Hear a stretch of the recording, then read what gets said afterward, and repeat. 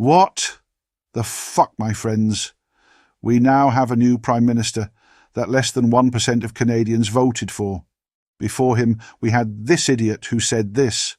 We were supposed to be on a steady, if difficult sometimes, march towards progress.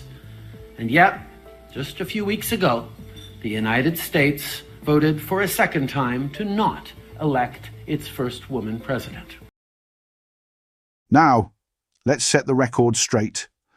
The Liberal Party of Canada, in its whole 150-year history, has never, ever, never elected a woman as its leader. Not even a brown person or a black person. Never, my friends. Conservative had Ronna Ambrose. The NDP has had a few women.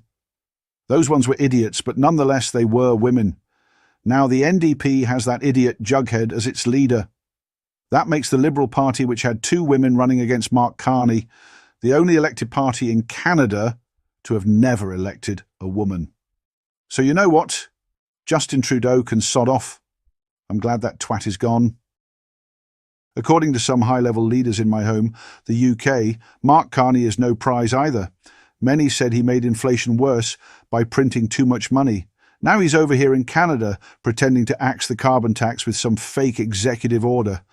The whole thing was theatrics, and it's looking more and more obvious that Mark Carney, like all other Liberals, is an absolute fucking idiot.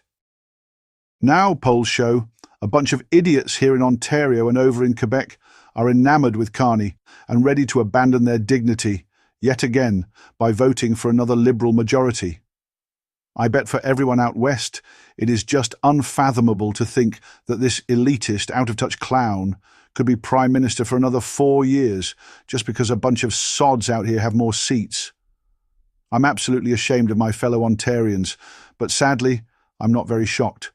Liberal voters are astonishingly stupid.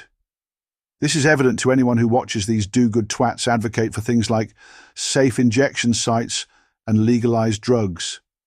They do this, but they are all NIMBYs.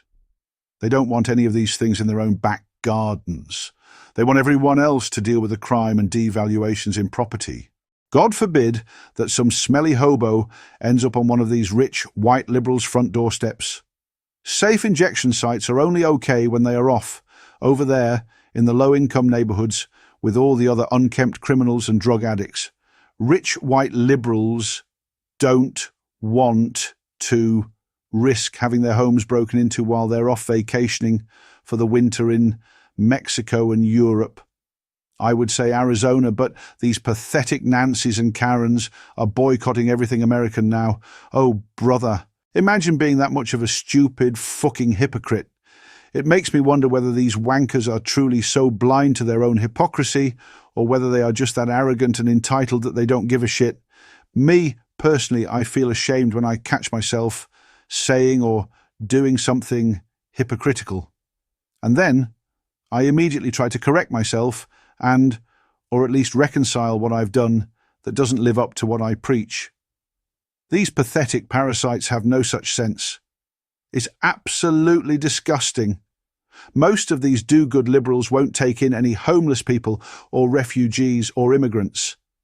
But they will be the first to express outrage when someone says something racist like, maybe we should slow immigration down until we sort ourselves out.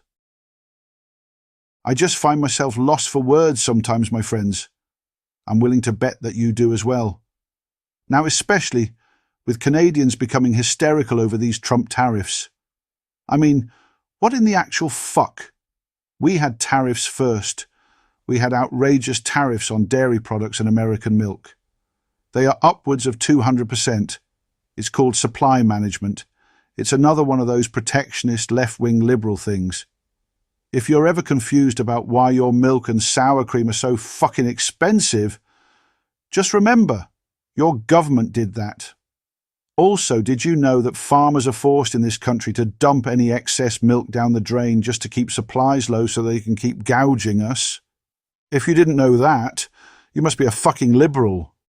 Do you ever wonder why your cellular data and internet packages are so expensive? Well, dumb Liberals are responsible for that too. More protectionism courtesy of 100 years of Liberal rule in Canada. Imagine being this dumb of a Liberal that you actually believe switching from Koodo to public mobile is switching companies and sticking it to one of them.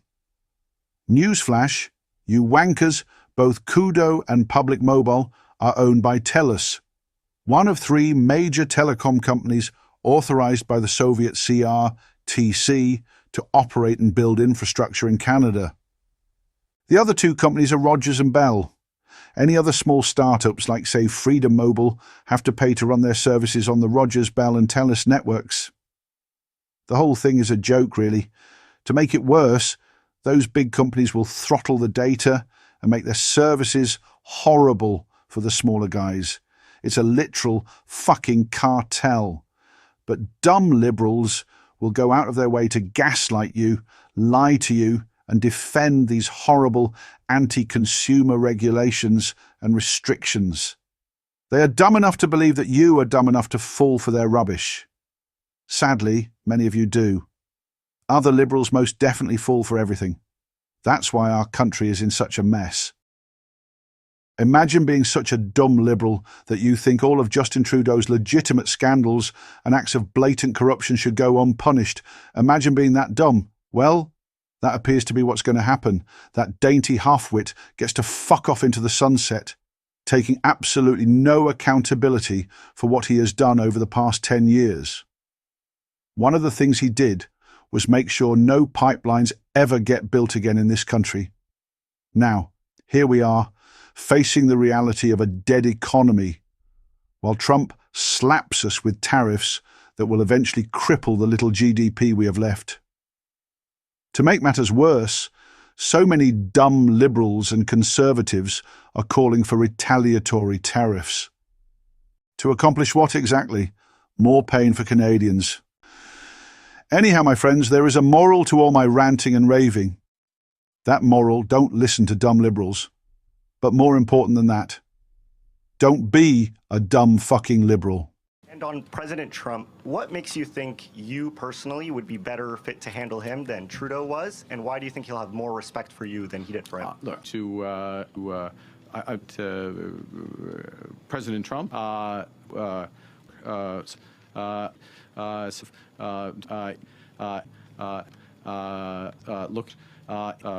including with and forward with